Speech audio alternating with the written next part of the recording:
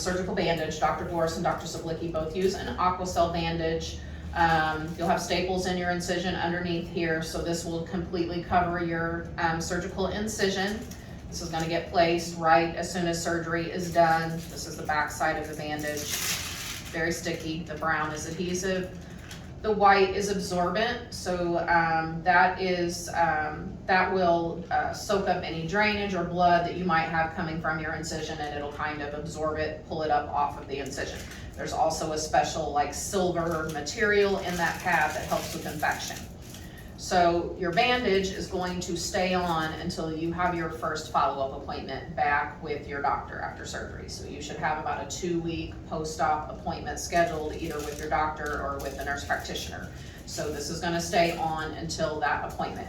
So all you have to do with this bandage is just keep an eye on it. So you're going to want to check it, check your edges, make sure that it's, sticking to the skin all the way around, that it's not coming off anywhere. And then the other thing that you need to watch for is the pad part in the middle for the amount of drainage that you've got on there. So that first picture there on the left-hand side of that paper, that's going to be a normal amount of drainage to see. You're probably going to have some bloody drainage on that pad. But that second picture, that bandage is getting really close to needing to be changed. So if you get drainage that gets to 3 edges or 3 sides of that pad in the middle, or if the whole thing gets saturated, or if you have anything leaking out of it, it's going to need to be changed. So if you should see anything like that, you just need to call into the office, and then we'll let you know what you need to do if you need a dressing change. You can come into the office.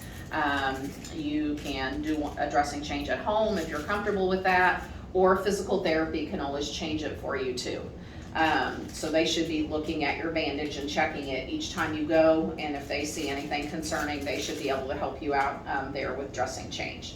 Now, if we have to change this early, if we have to change this before your 2-week post-op appointment, we don't replace this bandage with another one of these. You get one of these on in surgery. We don't even keep any of these extra bandages here.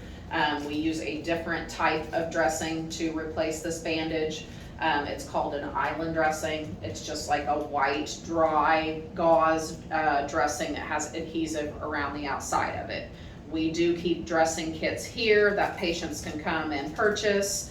That has multiple island dressings in it if they need to, change their bandage early, or you can get the island dressings just at any pharmacy or Walmart, anywhere that has bandages. You should be able to find those there. It's not a prescription thing.